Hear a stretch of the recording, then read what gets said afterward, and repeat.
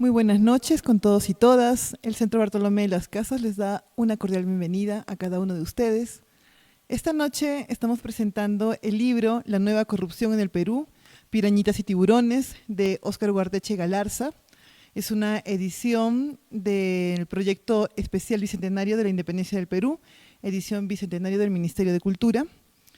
Y tenemos también la participación primero de Valerio Paucarmaite Tacuri, director general del Centro Bartolomé y las Casas, y luego los comentarios de Caterín Mesa y de César Aguilar León, para luego proseguir con la exposición, con la participación del autor de la publicación que hoy día presentamos, Óscar Ugarteche. Entonces vamos a dar inicio ya rápidamente a la presentación con las palabras iniciales de Valerio Paucarmaite Tacuri, quien es economista por la Universidad Nacional de San Antonio Abad del Cusco y es director del Centro de Estudios Regionales Andinos Bartolomé de las Casas. Valerio, muy buenas noches. Muchas gracias por esta introducción. Los saludo también a quienes se encuentran presentes en la sala César Chani del Centro Bartolomé de las Casas de Hotel SBC. Y por supuesto envío también mi saludo y doy la bienvenida en nombre del Centro Bartolomé de las Casas a quienes se encuentran presentes y a quienes nos siguen vía redes sociales en esta importante y significativa ocasión de presentación del libro La nueva corrupción en el Perú, Pirañitas y tiburones, del doctor Óscar Ugarteche, a quien también le saludo y doy la más cordial bienvenida a su casa, el Centro Bartolomé de las Casas. Cabe manifestarles que la obra que nos presenta el doctor Ugarteche es sumamente actual y necesaria frente a un problema crucial que carcome las estructuras de nuestra sociedad. El libro nos invita a entender la corrupción, no como un fenómeno aislado, sino como un sistema crucial y estructural profundamente arraigado en las bases de nuestro sistema político y económico, en cuyo entramado coexisten los tiburones, las grandes figuras del poder inmersos en conflictos de intereses con las grandes empresas, y los pirañitas, familias y grupos que tienen los mismos intereses que los primeros, pero para ganarse alguito. Los corruptos de baja monta, esta red compleja perpetúa la impunidad y nos enfrenta a un desafío monumental que hay que desarmarla. También nos confronta con las duras realidades que surge de esta corrupción sistémica. Sus consecuencias socioeconómicas son devastadoras. La malversación de los fondos públicos, la falta de transparencia en la gestión y el acceso limitado a los servicios básicos.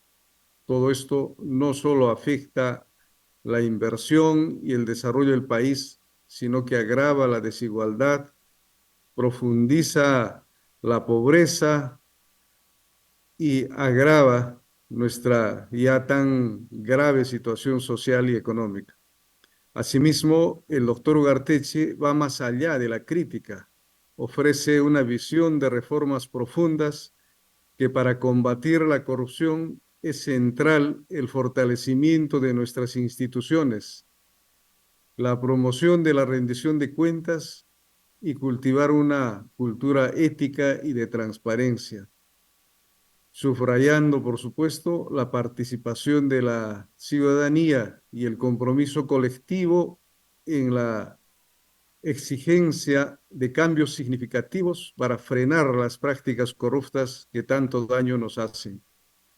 Finalmente, les invoco a cada uno de los asistentes y quienes nos siguen por las redes sociales, escuchar atentamente los comentarios de Caterín Mesa y de César Aguilar, ¿no? Y enseguida al autor del libro. Esto con el anhelo de que cada uno nos permita, nos inspire a la reflexión y a la actuación hacia un Perú más justo y transparente. Muchas gracias y les envío mis saludos cordiales y espero una noche muy fructífera en este análisis de un problema tan profundo que aqueja a nuestro país y a nuestra sociedad en su conjunto. Muy buenas noches. Muchas gracias, Valerio, por tus palabras. A continuación, vamos a dar inicio a los comentarios sobre esta publicación. Empezamos con la participación de Catherine Mesa. Ella es egresada de la Maestría de Antropología Social por la UNSAC y licenciada en Sociología por la Pontificia Universidad Católica del Perú, con estudios de especialización en Políticas Públicas y Justicia de Género por Claxo. Tiene experiencia de investigación en estudios de las temáticas de género, educación e inclusión social y como docente por la Pontificia Universidad Católica del Perú. Catherine, muy buenas noches. Adelante, por favor.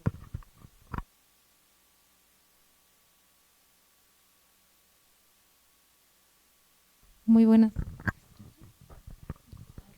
Hola, ¿qué tal? Buenas noches con todas y todos. Un saludo también a quienes nos escuchan desde nuestras plataformas y redes sociales. Bueno, si me permiten voy a tener algunos apuntes aquí en delante de mí, porque realmente la lectura de este libro ha sido como una fiebre en mi cerebro, con muchas cosas que no quisiera olvidar. Centrándome quizás en algunos puntos que me parece que ya también el señor Valerio los ha mencionado, ¿no? En primer lugar, me gustaría comentar que la articulación que se hace con respecto a la corrupción, la economía, la macroeconomía como sistema, la flexibilización de la economía en nuestro país, en el Perú, en el caso específico, y asimismo el neoliberalismo como una forma de achicamiento del Estado, de reducción del Estado, frente a esta idea de que a menos Estado, a un Estado más pequeño hay menos corrupción porque el mercado es incorruptible. Definitivamente con la lectura completa de este libro y desde el inicio no se desbarata como sentido común. Creo que es muy interesante la relación no solamente moralista de la corrupción que se menciona, no solamente a través de las metodologías que se utilizan para estudiar la corrupción o el marco conceptual que se utiliza, sino más bien con el ejemplo concreto de 3 momentos que se señalan en el libro como grandes momentos de corrupción que se diferencian por una causal que me parece también interesante comentarla, ¿no? Primero, se mencionan 2 grandes momentos, el incendio de Leguía y también el boom del guano, como momentos en donde el flujo económico en nuestro país se vuelve tan grande que flexibiliza, digamos, la capacidad de nuestros operadores estatales para poder manejar el dinero y poder, como menciona en el libro, hurgar con la uña, rascar un poquito de ese beneficio económico que está entrando. Sin embargo, en el tercer momento, que seguramente es mucho más fresco para todas y todos nosotros, es el momento del gobierno del fallecido expresidente Alberto Fujimori, que no ocurre necesariamente por un momento de gran explosión económica que permite que hayan grandes recursos entrando a las arcas del Estado, sino por el contrario, a través de mecanismos o formas de flexibilización estatal, de achicamiento estatal que vienen desde entidades internacionales como el Banco Mundial, es que se genera esta maraña de corrupción que finalmente nos permite poder tener clara esta analogía que se presenta también en el libro, el de las pirañitas y de los tiburones. ¿Cómo se va narrando, cómo se va construyendo este hilo narrativo para explicar, primero aportar conceptualmente al marco conceptual de la corrupción, diferenciando pirañitas, efectivamente, como ya mencionaba el señor Valerio, como estos actores que buscan un beneficio propio, efectivamente tratan de sacar agua para su molino, como a veces escuchamos cotidianamente, y tiburones como aquellos agentes que no necesariamente tienen el objetivo de, sí, seguramente ulteriormente tienen el objetivo de extraer algún tipo de beneficio, pero cambian la forma en la que el mercado se mueve. Y es por eso que el ejemplo del gobierno del ex dictador Alberto Fujimori es fundamental, porque a través de un enmarañamiento con distintos actores, desde los medios de comunicación hasta efectivamente las fuerzas militares y policiales, se genera un entramado que permite cambiar las reglas de juego, principalmente para el sector privado. No tuvo que haber una gran explosión económica de grandes recursos que ingresan al Estado. Por el contrario, las reglas del juego de la economía se construyeron en ese gobierno, y no solamente a través de las maquinaciones, digamos, de estos dos personajes que ya conocemos y que estaban en el poder, sino con el respaldo o quizás también con el sostenimiento de normas, de principios que ya venían tratando de institucionalizar entidades financieras internacionales. Los argumentos sobre ello son múltiples, diversos. Se necesitaría una clase de economía para poder comprender la narrativa oficial de cómo estas entidades más internacionales tratan de posicionar ciertos cambios en cómo funciona el mercado. Sin embargo, algo que me parece muy interesante del libro es como quizás una fórmula económica que podría parecer muy inofensiva, termina deviniendo en un enmarañamiento de corrupción tan grande que nos posiciona como el sexto país, bueno, el sexto gobierno más corrupto en el mundo. Eso por un lado. En segundo lugar, me gustaría mencionar también el hecho de cómo el libro aborda esta construcción de una institucionalidad corruptiva que va abarcando no solamente al Estado, como digamos el ente fiscalizador que trata de regular las políticas económicas de un país, sino que requiere de un aparato además comunicativo, represivo, que termina aportando a uno de los elementos que también se señalan en el libro, ¿no? El autoritarismo resulta mucho más amigable con la corrupción, mientras que las sociedades más democráticas van encontrando ciertas barreras. La transparencia, la institucionalidad de esa transparencia va haciendo más difícil que se institucionalice la corrupción como la estamos viendo en el país.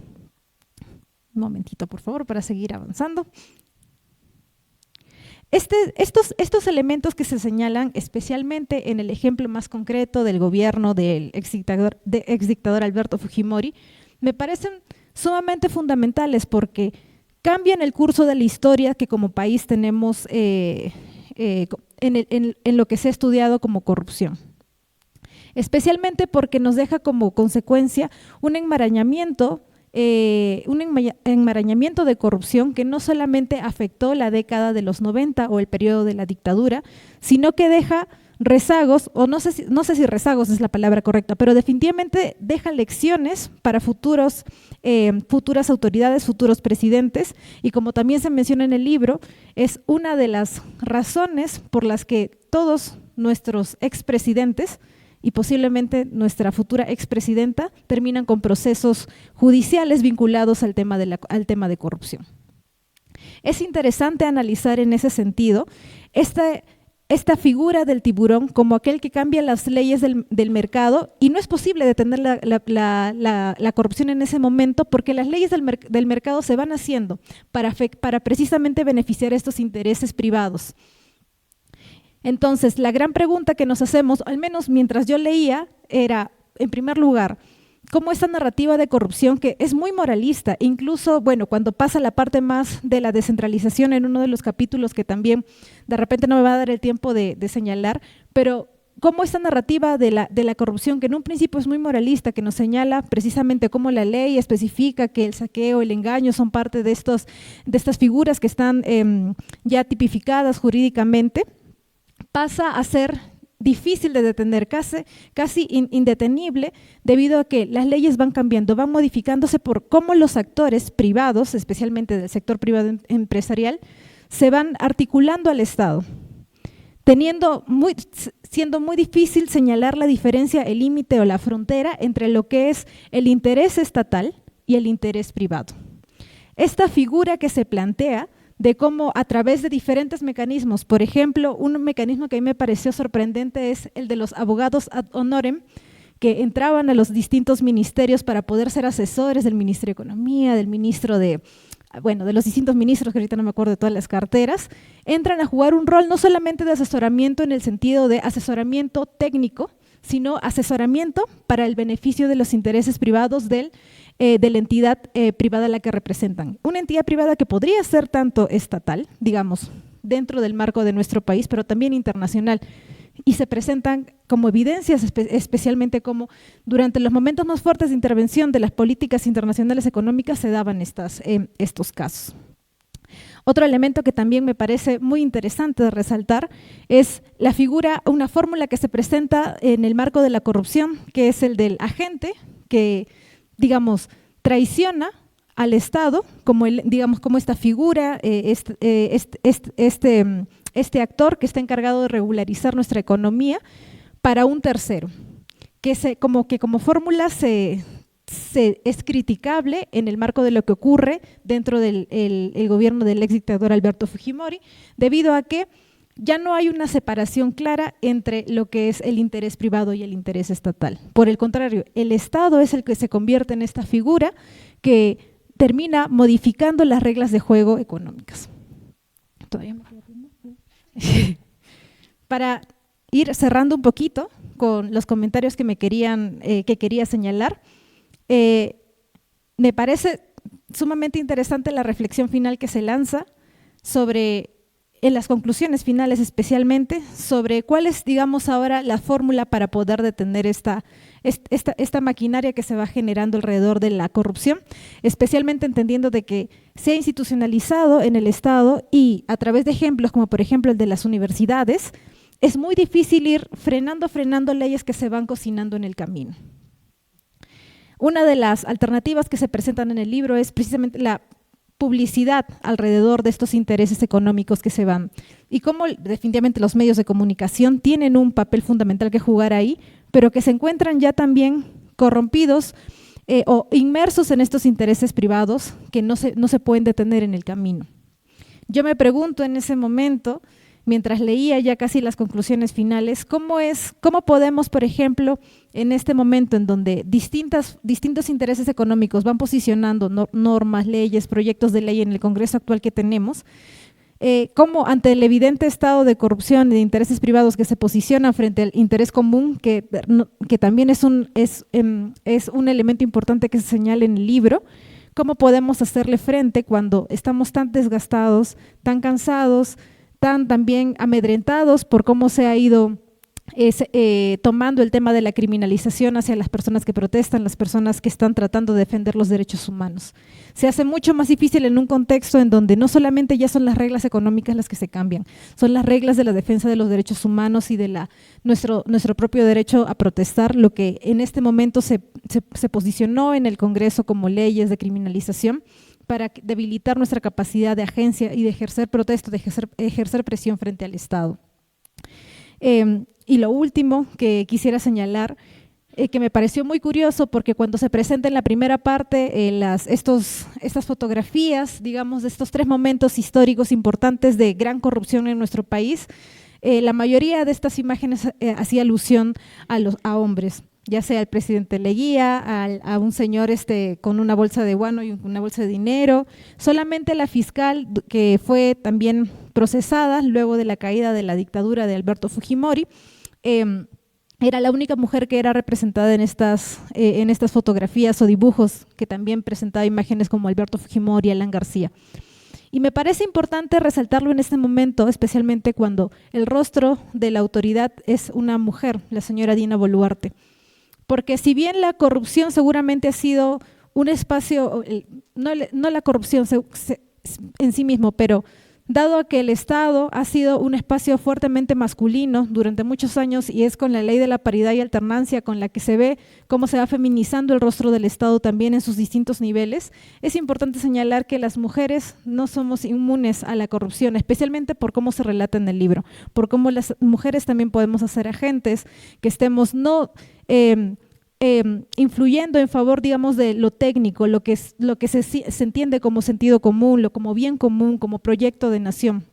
Todo lo contrario, las mujeres en este caso, con el ejemplo de la señora Boluarte, podemos también ser aquellos agentes que van a beneficiar los intereses privados, los intereses de terceros, los intereses que definitivamente son contrarios al bien común y al sentido común que nos debería unir como nación. Es todo un reto el que se presenta además en el capítulo en el que se hace alusión al tema del bien común y cómo no tenemos claridad sobre eso porque no hay un proyecto político como nación. Y definitivamente creo que si bien las leyes como la paridad y alternancia están avanzando en el término de equidad de género, hay que resolver fuertemente el problema que se plantea en el libro como una corrupción tan enquistada en nuestras formas de racionalizar, de ver el Estado, de ver técnicamente incluso el Estado, que una simple ley o el simple cambio del rostro de sexo masculino o femenino no lo van a solucionar, y hay un reto muy grande realmente por abordarlo. Gracias.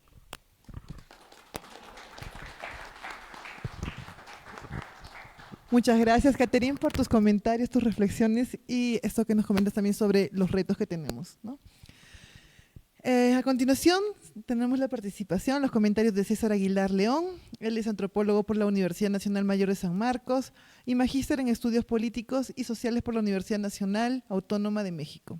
Actualmente es editor de la revista de Teoría Crítica y Ciencias Sociales, Discursos del Sur, editada por el posgrado de la Facultad de Ciencias Sociales de la Universidad Nacional Mayor de San Marcos, y se desempeña como consultor en temas de participación y democracia. César, muy buenas noches. Sí, no sé. Hola, sí. Sí, creo que sí se escucha. ¿Cuánto tiempo tenemos? Perdóname. ¿10? Ya. Sí, si no yo me paso y… Ya. Sí, primero quiero agradecer al CBC, al Centro Bartolomé de las Casas, por haber hecho posible que Óscar esté aquí en Cusco después de… ¿cuántos años? ¿20? ¿25 años? 20, ¿no? Más o menos. Bueno, una vida. Porque Óscar es un viejo amigo de la casa, es casi un fundador del CBC, digamos. Y después de mucho tiempo está por aquí. Entonces, en principio agradecer por eso. Y en segundo lugar, agradecer porque la figura de Óscar en la trayectoria y en la trascendencia de investigación se ha convertido en una necesidad traerlo, porque estamos en un momento en el que el país y el Cusco ha dejado de pensar sus problemas, ha dejado de problematizar lo que está pasando, ha dejado de reflexionar incluso, ha dejado de ver el mundo y nos hemos ensimismado en nosotros mismos. Eso es algo que no solamente pasa en el Perú a nivel nacional, sino sobre todo en Cusco. El tema que nos trae ahora, que es un tema importantísimo, sobre la corrupción, llama la atención el hecho de que, digamos, el auditorio no esté abarrotado de gente como hubiéramos esperado, porque es un tema caliente, picante, a nivel nacional. Somos tal vez el único país en América Latina, o uno de los únicos países en América Latina que tiene presos, que ha metido presos a presidentes por estos temas. Y además el Cusco es una de las regiones campeonas y capitales de la corrupción en el Perú. Y lamentablemente el Cusco no tiene, digamos, investigadores e investigaciones que piensen este tema. Eso es algo lamentable. Y quiero agradecer al CBC porque la presencia de Óscar aquí, con este tema, de alguna forma motiva y tiene que motivar a que jóvenes investigadores, a que las universidades, a que los centros de investigación empiecen a mirar estos temas, empiecen a reflexionarlos críticamente y empiecen a mirar el mundo a partir de estos temas para ver que no solamente es algo, no solamente es nuestro patrimonio, ¿no?, sino es algo más universal de lo que creemos, solamente que tenemos algunas particularidades que vale la pena mirar. La importancia de este libro, que dicho sea de paso es un pequeño libro, es una puerta de entrada, una nueva problematización al tema, vale la pena mencionarlo. Porque en el Perú no tenemos mucha investigación sobre corrupción. Son muy pocos los investigadores que han trabajado la corrupción, entre ellos Quirós, que digamos es el bestseller de la corrupción en el Perú, está Durán, está Crafter, y algunos otros personajes que tenemos, digamos, no pasamos de 5 personajes que trabajan la corrupción desde las ciencias sociales. La mayoría de trabajos de la corrupción parten del derecho y de la ciencia política y básicamente la toman como un hecho aislado que tiene un inicio y un fin, que se mira en un acto de corromper básicamente, y básicamente se centran en el Estado. Ese es el panorama de las investigaciones de corrupción que tenemos en el Perú. Repito, básicamente desde las disciplinas de derecho y la ciencia política. El resto de ciencias sociales, la antropología, la sociología, digamos que no hemos querido mirar este fenómeno o no hemos mirado lo suficiente este fenómeno como problematizarlo y estudiarlo. Ese es el contexto que tenemos en cuanto a investigaciones en el Perú. El libro de Óscar es interesante y es importante porque rompe con esto. Es una puerta de entrada, digo, porque básicamente se preocupa por entender cuáles son las razones y las causas de la corrupción y cuáles son las lógicas de su funcionamiento y sus arquitecturas. Es decir, cómo es la arquitectura y el funcionamiento de la corrupción y a qué se debe, por qué funciona. Por eso también la incidencia y lo picante del título de decir pirañitas y tiburones, ¿no? ¿Qué tan nueva es esta corrupción? Habría que plantearlo, ¿no? Ahí la importancia del libro, que repito, no es un libro tan grande, no es una Biblia, no es el libro de Quirós que rastrea mucho, porque es un libro histórico y que además piensa la corrupción a la vieja usanza de solamente ver la corrupción centrada en el Estado patrimonialista, sino es una puerta de entrada algo interesante, ¿no? Entonces, lo primero que dice, digamos, para repetir algunas cosas que dijo Katy, pero para hacer precisión en algunas otras. ¿Cuáles son las razones y las causas de la corrupción? Oscar recurre a 3 conceptos para hablar de esto. Además, el valor está en que, siendo economista, se puso el traje de antropólogo, sociólogo, digamos, un científico social más duro para hablar de esto, que también implica un poco de limitaciones que valdría la pena discutir, pero es un atrevimiento interesante, ¿no? ¿Cuáles son las razones y las causas de corrupción? Oscar recurre a 3 conceptos: la trafa, la falsedad ideológica y la mentira legalizada. Digamos, son 3 conceptos que no son muy comunes en la antropología o la sociología cuando más o menos se hablan de estos temas, sino son 3 conceptos que Oscar está planteando básicamente para decir que hay una sociedad hiperindividualizada que no tiene un sentido del bien común y que ha democratizado e institucionalizado la falta de valores en todos los niveles sociales.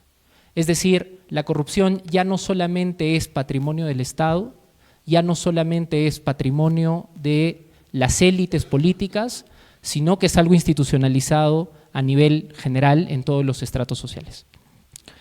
¿Esto qué quiere decir? Básicamente que no hay sentido del bien común, como bien reseñaba Katy, no hay sociedad. Entonces, una de las razones, la razón principal, creo, que refiere Oscar es esta: porque hay corrupción es porque no hay país, no hay sentido de bien común, no hay sociedad, no hay proyecto nacional. Claro, ¿por qué ocurre esto? Bueno, Katy ya lo mencionó reseñando muy bien el libro, digamos, el neoliberalismo, el periodo fujimorista ha triunfado, ¿no? Más o menos, digamos, tendríamos que verlo por ahí. ¿Y cuáles son estas lógicas del funcionamiento de la nueva corrupción que, digamos, tiene nuevos elementos que se incrustan en la vieja corrupción y que conviven con la vieja corrupción? Ahí la analogía que Oscar hace de pirañitas y tiburones. Los tiburones son los grandes actores, primero los viejos tiburones habría que mencionar, que son los que conocemos históricamente, que son los grandes actores que tienen un gran conocimiento del Estado, que básicamente desvían fondos públicos para intereses privados. Ejemplos tenemos muchos a lo largo de la historia republicana en nuestro país. Digamos, el más reciente, bueno, no el más reciente, ¿no? Pero uno de los más recientes son los 15 millones que se le dio de CTS a Vladimiro Montesinos en agradecimiento por sus buenos servicios. Y algunos otros más ejemplos que podemos dar, ¿no? Pero es básicamente el desvío de recursos públicos a intereses privados y a bolsillos privados. Esos son los viejos tiburones que conocemos. Pero hay otros nuevos tiburones que, digamos, son más visibles desde el fujimorismo, que son estos actores que tienen un gran conocimiento del Estado, pero que además tienen brazos fuera del Estado y tienen tentáculos dentro del Estado, cooptan el Estado. Copan el Estado y copan a la sociedad civil. Básicamente un ejemplo de esto es que no necesariamente tiene que ver con desviar fondos públicos a privados, que ya es un delito, sino tiene que ver con otras cosas que no son delito, como el hecho, por ejemplo, de vender, bueno, no vender, ¿no? Sino otorgar información privilegiada del Estado o de reformas políticas que se van a hacer para que un privado obtenga beneficios. Digamos, habría que decirlo con nombre propio.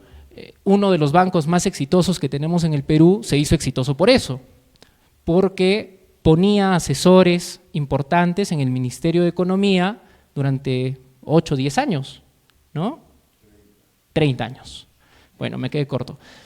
Ponía el banco más exitoso que tenemos en Perú, tal vez, si es el banco más exitoso, uno de los bancos más exitosos, ponía un asesor en el Ministerio de Economía y ese asesor dateaba al banco de las reformas que se iban a hacer y el banco se beneficiaba, mientras que el resto de bancos quebraba, ¿no?, con las reformas que se hacían. Esa es una nueva forma de corrupción, donde ya no estaba, digamos, el delito, la tipificación como la conocíamos de corrupción no estaba visto, ¿no? Es algo que ahora sí está algo penado, es algo que en la bolsa de valores se conoce mucho y está muy bien penado y muy bien tipificado, pero que en el Estado y en el Perú no teníamos una tipificación exacta de eso y ni siquiera un conocimiento exacto de eso, ¿no? Entonces, esos son los nuevos grandes tiburones que hemos visto desde, digamos, desde el fujimorismo, más o menos, que es mucho más visible, ¿no? O que incluso logran cooptar sectores de la sociedad civil que están fuera del Estado, ¿no? El mismo hecho de que en la época del fujimorismo hayamos tenido 7 canales de señal abierta y 6 de ellos hayan sido comprados, y esos 6 grandes canales hacían suficiente presión para legitimar la corrupción que se estaba haciendo, habla muy bien de esta cooptación y habla muy bien de estos nuevos tiburones en el aspecto de corrupción, ¿no?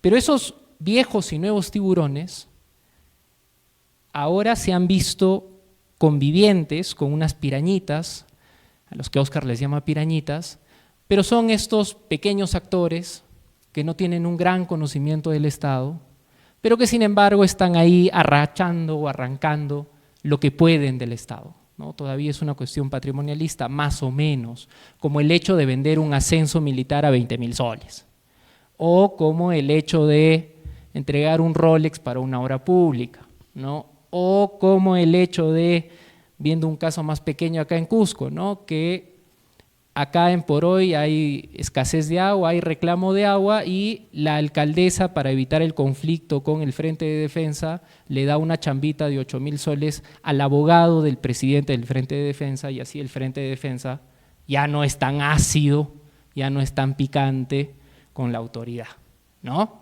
Entonces, esas pirañitas, que digamos son las que conocemos en regiones desde hace mucho tiempo, son más visibles ahora porque llegan al Estado central y porque arrancan lo que pueden, ¿no? Se reparte el cargo cada vez que se puede, ¿no? Cada 6 meses se cambian de funcionarios para complacer a los que te apoyaron en campaña. Eso no está penado, ¿no? Dar chamba al familiar de tu amigo y al familiar de tu amigo, no está penado, ¿no? Pero sin embargo visibiliza muy bien y ejemplifica muy bien un acto de corrupción chiquito que está ahí.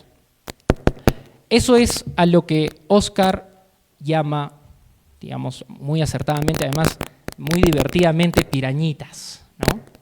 Entonces, solamente para terminar y plantear algunas preguntas para picar a Óscar y que nos cuente un poco más y, digamos, ayudemos a la reflexión del libro. ¿No se escucha bien? Bueno. Algunas preguntas dicho esto. En una, bueno, hace un tiempo yo le preguntaba a Óscar, ¿y cómo interactúan o cómo es la interacción entre estas pirañitas y tiburones? Tiene que haber alguna interacción, ¿no? Más allá de la analogía simpática y divertida, hay que pensar en el ecosistema de la corrupción. ¿Cómo funciona este ecosistema? ¿Cómo se interactúa?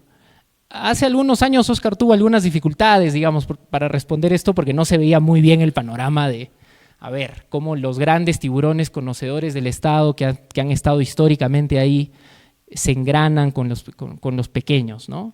Pero creo que ahora hay elementos suficientes como para dar una lectura e intentar dar una respuesta a esto de cómo funciona este ecosistema de la corrupción de grandes y pequeños, cómo se arman pequeñas coaliciones por intereses para cada vez más darle la vuelta a la ley, darle la vuelta a las normas e institucionalizar nuevas formas de corrupción. Y lo segundo es, ¿qué tan peruano es este fenómeno? Hemos visto en Argentina, por ejemplo, que a Milei ya se le ha empezado a denunciar por casos de corrupción que no están tan bien tipificados en la legislación argentina. El hecho de contratar a su hermana como asesora principal del gobierno sí está tipificado, pero le ha sacado la vuelta, y además están dando concesiones y algunos contratos, algunas empresas relacionadas a gente muy cercana. Entonces, uno da a pensar que, digamos, ¿qué tan peruano es esto? Si es que en realidad es más latinoamericano, hay algunas semejanzas por ahí, o podemos ver otros ejemplos en otro lado de estos procesos, ¿no? Eso, yo dejaría por ahí, a ver qué tal. Muchas gracias, César. Gracias por tus comentarios, tus precisiones, y también vamos a verlo para que les conteste justamente Óscar, ¿no?, sobre las preguntas y vuestros comentarios. Ahora vamos a presentar a nuestro autor. Óscar Ugarteche Galarza realizó la licenciatura en Finanzas en la Fordham University de Nueva York, la maestría en Economía en la Escuela de Negocios de Londres de London University y el doctorado en Filosofía e Historia en la Universidad de Bergen, Noruega. Fue profesor de asignatura en la Pontificia Universidad Católica del Perú entre 1980 y 2004, así como consultor internacional en el mismo periodo. Actualmente se desempeña como investigador titular C en el Instituto de Investigaciones Económicas de la Universidad Nacional Autónoma de México, en la UNAM, y director del Observatorio Económico de América Latina, OVELA. Óscar, es un verdadero placer y gusto poder compartir contigo este espacio. Gracias. Creo que ¿todos funcionan? Por ahora sí. Bueno, primero quiero agradecer a Valerio y al centro la invitación a venir al Cusco después de tanto tiempo, que creo que es más 30 que 20 años, y tener la ocasión de recordar además los buenos momentos en esta misma aula cuando yo enseñaba en el colegio andino, no sé, pues fines de los 80, principios de los 90, ¿no? Y también mirar un poco el Perú, pero yo, como no vivo aquí hace 20 años, estoy mirando el Perú con otros ojos. Y venir al Cusco me permite ver al Perú con otros ojos, al Cusco con otros ojos. El libro que no es un libro, en realidad es un folleto grande, tiene 86 páginas y salió en un tiraje de 200 ejemplares, que luego va a hacerse un tiraje, o se hizo, no sé, un tiraje mucho más grande porque lo han colocado con toda la colección bicentenario del Ministerio de Cultura, entiendo yo que en todos los municipios del país y en todos los colegios nacionales, en las bibliotecas de todos los colegios nacionales. Si eso se ha cumplido o no, vayan a saber. Este es un texto incómodo, es un texto muy incómodo. Yo no quise aceptarlo. Cuando me invitaron, yo dije no gracias, yo estoy trabajando cosas internacionales, no, ningún interés.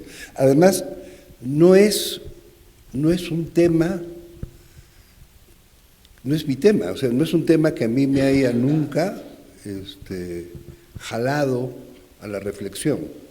Es un tema al que yo llego, me tropiezo con el tema, cuando recibo las primeras amenazas de muerte el año 92, cuando el golpe, y después, ¿por qué las amenazas de muerte? Y después denuncio que el avión presidencial estaba lleno de cocaína, ¿se acuerdan? El avión presidencial con la cocaína. Hago la denuncia, que además me pareció evidente, o sea, sale una noticia en el periódico de 4 líneas y todo el mundo se cayó la boca. Y dije, espérate un ratito, ¿cómo? Hay un avión presidencial, y con 3 toneladas de cocaína, que no son 2 gramos, ¿cómo entras a la base aérea? Y una vez que estás adentro de la base aérea, ¿cómo entras al espacio del avión presidencial, que tiene una protección de seguridad del Estado? La base aérea está protegida por la FAP. Seguridad del Estado son los que protegen al presidente. ¿Cómo? ¿Cómo has pasado 2 fronteras para llegar a ese avión? Hice la pregunta y me fue muy mal, pero muy mal. Después hice la pregunta sobre, bueno, ¿se están vendiendo los bienes públicos? ¿Dónde está el dinero? ¿No? Y me fue pésimo. Y después hice algunas otras preguntas que tenían que ver con cómo era que el Ministerio de Economía tenía un ministro que era dueño de una empresa constructora que estaba quebrada el año 92 y era la principal empresa constructora del país el año 98. ¿Cómo es que pasas de una empresa quebrada a la principal empresa del país en 6 años? Y el dueño es ministro, no tiene tiempo de estar en la empresa. Entonces, esas preguntas me generaron algunos problemas. Eventualmente llevaron a que Javier Descanseco, mi viejo amigo, me dijera que fuera a trabajar con él como asesor principal de la Comisión de Delitos Económicos y Financieros del periodo 90-2001. Y cuando comenzamos, él y yo, a conversar sobre lo que nos parecía que había pasado, lo primero que saltó es que la corrupción no estaba adentro del Estado. El Estado era el medio. Estaba afuera, entran para enriquecerse afuera. Que es distinto de la vieja corrupción, la corrupción de la prebenda, o sea, la corrupción del presidente Leguía. El presidente Leguía le entregaba dinero a no sé quién, él decidía a quién entregar dinero, la corrupción del guano, Balta decidía quién hacía qué cosa, a quién le daba la concesión, él. Acá no, acá era un mecanismo de mercado. Y estábamos en el momento del mercado y además se introdujo el argumento, en el Perú en particular, de las reformas del mercado para combatir la corrupción en el Estado que había tenido el gobierno de Alan García. Ese era el argumento. Tenemos que desmontar la corrupción del gobierno de Alan García, el mercado lo va a hacer. Bueno, pues el mercado lo va a hacer. Y de repente resulta que el mercado entró con la pata izquierda, porque además el mercado entra con un golpe de Estado el día antes de que se le abre el juicio a Fujimori por el comercio de ropa usada que habían donado la comunidad japonesa y que tenía que ir a parar a una ONG que se llamaba Apencay. Pero el dinero ese no fue a parar al Estado, ese dinero fue a parar a la cuenta privada de Fujimori. El donante es privado, el recipiente es privado, el receptor final tenía que haber sido el Estado, pero no fue el Estado. Estaba hasta fuera del Estado y nunca entró al Estado. Entonces, si tú entras por la teoría convencional de corrupción, ahí no hay corrupción porque el Estado no está involucrado. Pero era pues el señor presidente, que ahora no entiendo cómo está santificado, pero entonces tú dices, pero ¿cómo si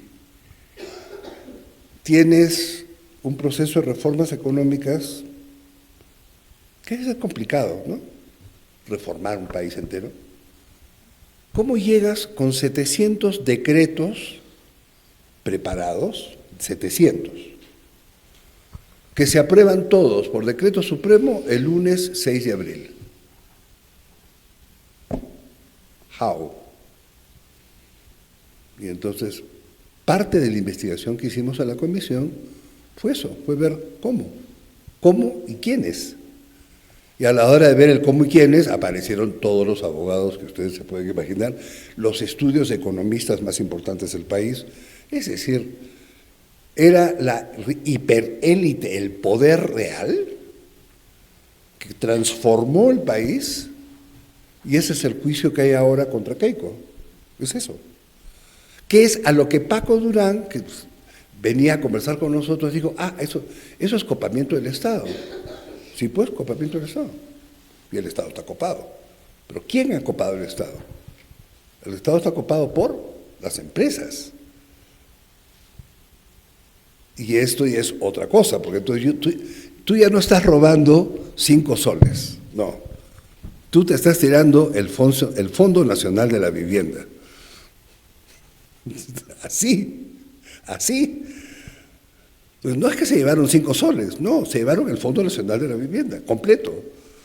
Y se va el fondo completo y las aportaciones futuras al fondo, todo completo. Porque el modo de operación del fondo pasa a no sé quién, que era a su vez de propiedad de Romero. Y claro, siempre los grandes actores hacen grandes cosas, pues, ¿no?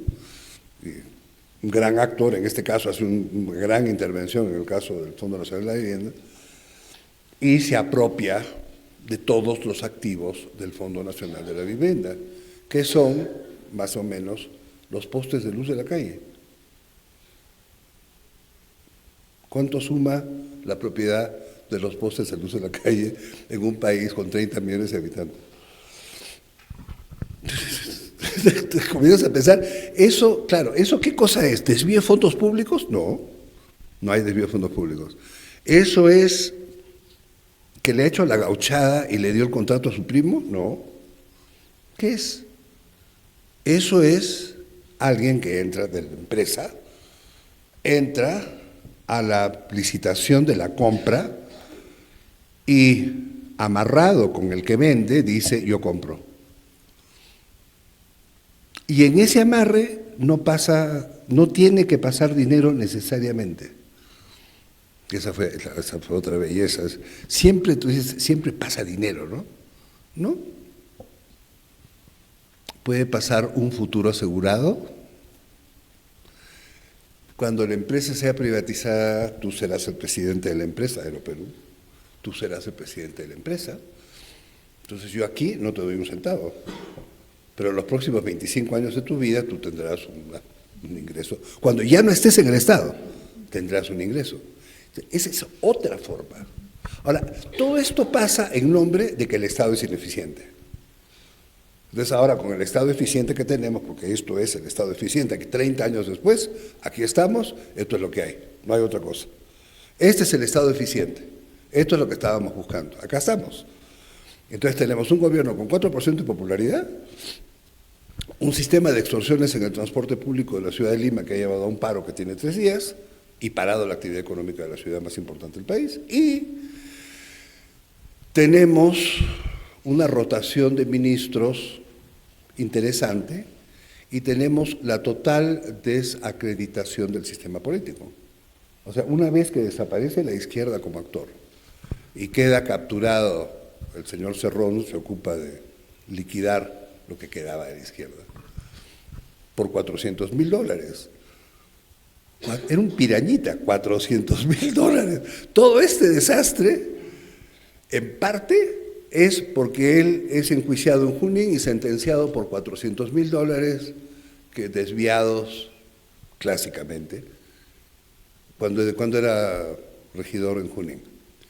Entonces, para tapar eso, se alía con el fujimorismo, falsedad ideológica, y entonces yo era de izquierda, ahora soy de derecha, pero sigo hablando como si fuera de izquierda, entonces voy al radio y me dan micrófono en el radio, porque yo soy de izquierda. Y el pobre radioescucha tiene que decir, a ver, este tipo es de izquierda, habla de Marx y de Lenin y no sé qué tanta cosa, cree que eso es ser de izquierda, hablar de eso es ser de izquierda, y se amarra con el fujimorismo para que le den la presidencia del Congreso al abogado de los mineros ilegales y de los taladores ilegales de la Amazonía, que son mafias vinculadas al comercio de oro. Esa es la izquierda. ¿Ah? Y entonces, tú te preguntas cuál es el problema político peruano, es que ya pues, ¿cuál izquierda? ¿Cuál derecha? ¿Cuál qué? ¿Qué es qué? Estaba hablando hace 2 noches con un conocido periodista de un medio, el medio más conservador del país, que me explicaba cómo estábamos en medio de un gobierno de centro-izquierda que estaba avanzando con las reformas sociales que el país necesitaba, Le dije, oye, tiene 4% de popularidad. Eso es un tecnicismo. Eso no importa. Lo que importa son las reformas en curso. O sea, hay un desconecte, que es izquierda, que es derecha, y hay un desconecte que somos. Y si no sabemos qué somos, si no somos una sociedad, si no hay Estado, porque ya nos encargamos de liquidar el Estado porque el mercado ya funciona mejor, no hay sociedad, no hay Estado, no tenemos proyecto de país. Y el amable radioescucha escucha cosas que lo confunden más. Si tú tienes hoy día 20 años y escuchas el radio, no entiendes nada, nada. ¿Y de dónde va a salir la reacción de los jóvenes? ¿Con qué capacidad teórica pueden los chicos salir a reaccionar? Nada. No pueden. Y entonces, por eso, por todas estas razones, es que le termino diciendo que sí al que me llamó, que termino diciendo, bueno, está bien, hermano, está bien, yo te lo hago, te hago una cosa corta, rápida, porque el tema, 1, no me gusta, 2, no lo conozco, y 3, no es un tema en el que yo quiera permanecer. A diferencia de deuda externa, donde estuve 40 años, o de los temas que han tenido que ver con, los temas que han tenido que ver con la balanza de pagos, las exportaciones, y estas cosas. En este tema entré así, porque Javier me dijo, ¿qué te parece en vista de que tú has hecho lo del avión, esta cosa? Y además, ¿por qué hice la denuncia del avión y la de un barco? También se acuerdan, había un barco con cocaína que apareció en San Francisco, un barco de la Marina. Y después apareció, que ya fue el colmo, un avión de la FAP que le tiraba armas que compraba en Jordania y se las tiraba en la selva a las FARC, y las FARC lo pagaba en bloques de cocaína. Entonces, a mí me da una cosa que se llama la indignación ética. Me da el esto no puede ser. ¿Por qué? Porque no puede ser. Esto es inaceptable. Nadie lo dice, yo lo digo. Esto es inaceptable. Entonces, por eso, en el 2001, me vine a vivir al Perú y me instalé a trabajar en la comisión. Y claro, evidentemente, cuando terminó el trabajo en la comisión, nadie me iba a dar trabajo. Le habíamos metido el dedo al ojo al poder económico peruano. Y se lo habíamos metido, bien metido el dedo al ojo. Después de eso, ¿quién te emplea? Nadie. Ya pues, caballero, vámonos. Pero claro, lo que sí es cierto, me dejaron de amenazar. Pero el rato estuvo pesado, pesado. Pero hay cosas que hay que hacer porque hay que hacerlas, pues. Y yo no sé qué nos ha pasado. O sea, yo veo que el Perú se ha desarmado. Veo a esta señora que se pasea. Todo el mundo se fija en el Rolex. Nadie se fija. En la mano derecha tiene un brazalete de Cartier de brillantes. Ese brazalete debe costar por lo menos $50,000. Y con eso sale a todas partes, como una exhibición de riqueza, de poder, de ven, yo pude, tú no puedes, estás jodido, yo no, yo lo tengo, aquí lo tengo. ¡Qué horror! ¡Qué poca empatía con un país que está tan fregado! Cero empatía. Y al mismo tiempo que hay cero empatía, tenemos una prensa que el director de un medio hiperconservador considera que, ¿cuál es el problema? Sí, pues, sí. No sé, pues yo creo que sí, el sí, y no puede ser. ¿No? Entonces, yo les agradezco mucho a Katy y a César los comentarios. Si este trabajo sirve para que ustedes piensen y les he sembrado la semilla del mal, el trabajo sirve para algo.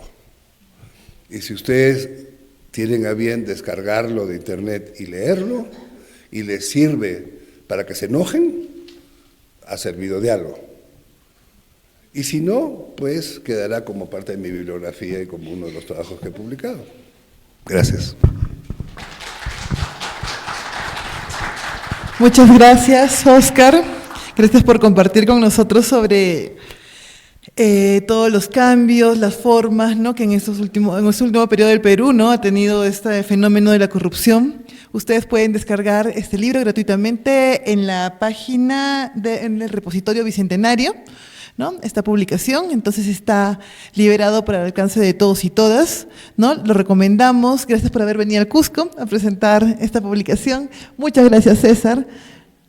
Muchas gracias, Catherine. Y mañana, sí, mañana tenemos una invitación para ustedes, porque Óscar también nos va a acompañar, pero va a dar una conferencia. Entonces les voy a compartir el título. La conferencia es El Perú frente a la competencia entre China y Estados Unidos en el cambio de matriz energética.